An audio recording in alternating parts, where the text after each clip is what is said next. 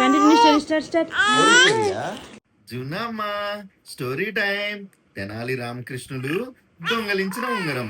ఒకరోజు శ్రీకృష్ణదేవరాయలు ఎంతో ఇష్టంగా ధరించే బంగారపు ఉంగరం కనిపించలేదు. రాజభవనం మొత్తం వెతికినా ఆ ఉంగరం ఎక్కడా లేదు.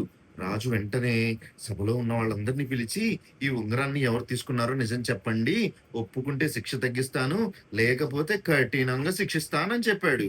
కానీ ఎవ్వరు ముందుకు రాలేదు.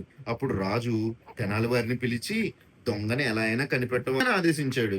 తెనాలి కొద్దిసేపు ఆలోచించి ఒక ఉపాయం ఉందని చెప్పాడు.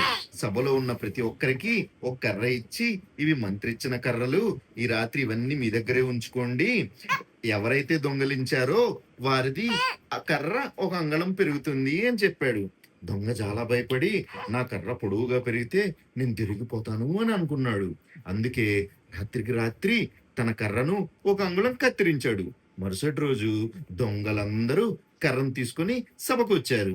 తెనాలి ఒక్కొక్కరి కర్రను పరిశీలించాడు. అందరిది ఒకే పొడవులో ఉండగా ఒక వ్యక్తి కర్ర మాత్రం ఒక అంగుళం చిన్నగా ఉంది.